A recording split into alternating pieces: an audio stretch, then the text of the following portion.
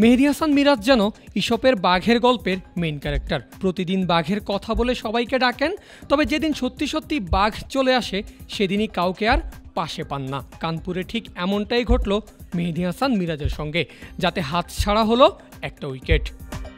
ভারতের ইনিংসের তৃতীয় ওভারের প্রথম বল, হাসান মাহমুদের আউটসাইড অফ ডেলিভারিতে পরাস্ত রোহিত শর্মা।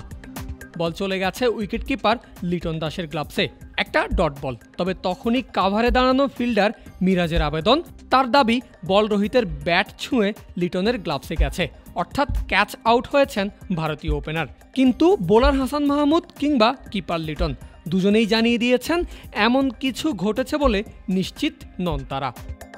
তবুও নাছোড়বান্দা মিরাজ ক্যাপ্টেন শান্তর কাছে আর্জি জানিয়েছেন একটা রিভিউর, কিন্তু বোলার কিংবা কিপারের কোনো পজিটিভ রেসপন্স না পেয়ে মিরাজের আর্জিকে প্রত্যাখ্যান করে রিভিউ না নেওয়ার সিদ্ধান্ত নেন শান্ত।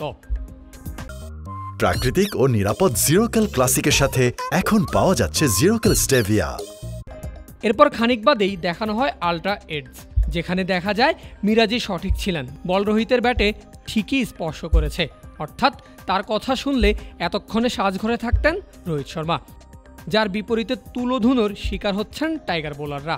3 ওভারে স্কোরবোর্ডে 50 রান তুলেছে ভারতীয় দুই ওপেনার, যা কিনা টেস্ট ক্রিকেটের ইতিহাসের সবচেয়ে দ্রুততম দলীয় 50-র রেকর্ড।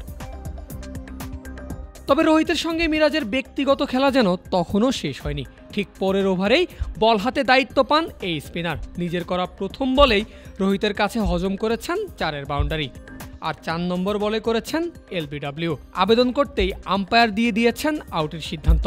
তবে সঙ্গে সঙ্গেই ইন্ডিয়ান ক্যাপ্টেনের রিভিউ এবং বেঁচে যায় তার উইকেট।